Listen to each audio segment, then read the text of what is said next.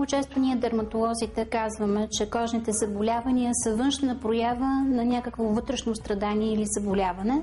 Това може да го видите на живо. Ето това жълтичкото образование на кожата се нарича ксантелазма. Какво представлява ксантелазмата? Натрупване на холестеролова плака в най-малките кръвоносни съдове. Някой ще каже какво от това? Някакъв кожен дефект.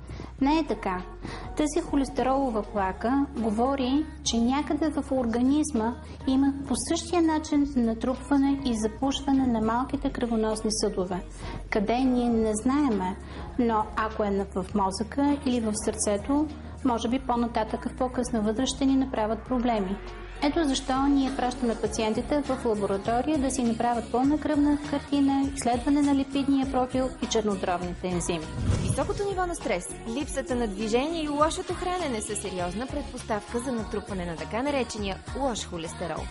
Той от своя страна е признак за влошено здравословно състояние и трябва да изберем правилен метод, за да намалим нивото му. Положението може доста да се подобри, ако се научим да управляваме стреса, което би довело до спадане на нивата на така наречените стрес хормони – кортизол и епинефрин. Дългите разходки са полезни за сърцето. Аеробиката, бягането, карането на колело, плуването също понижават холестерола. Наблегнете на храни богати на фибри, цели, свежи плодове и зеленчуци, пълнозърнести храни и варива. Фибрите в тях хващат холестерола и го извеждат от тялото. Пектинът, който се съдържа в ябълките, не само понижава холестерола, но и ви пречи да приядете и надебелеете, тъй като забавя храносмилателния процес. Добри мазнини, като мононесатурираните мазнини, ще откриете в авокадото, зехтина и повечето ядки. Те помагат да свалите нивото на лошия холестерол. Според някои изследвания, употребата на чесън също може да помогне да свалите холестерола в кръвта. Съществуват различни проучвания, които показват, че определени билки също могат да бъдат много полезни.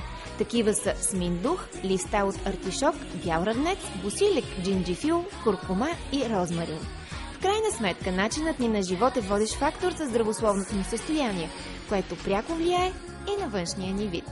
Тези плаки трябва да бъдат премахнати на време. Тоест, когато видите съвсем мъничко жълтичко, трябва веднага да отидете при дерматолог, за да ви го премахне. Ако тази холестеролова плака стане по-голяма, т.е. вие се страхувате, забавяте, изчаквате 3, 4, 5 години, тогава тя става голяма и тогава е необходима хирургия. Начинът на премахване при дерматолозите е чрез специален вид лазер или чрез ток.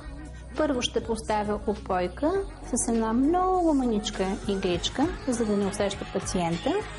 След това ще започна послойно да премахвам слой по слой, докато това жълтичко не изчезне. След това ще сложа една пудричка, антисептична, ще сложа една малка превръзка и пациентът е готов. Не се страхувайте, ако видите сега в огледалото, че имате малка жълта точица. Тя може да бъде премахната безопасно и постоперативният период е много бърз и лесен.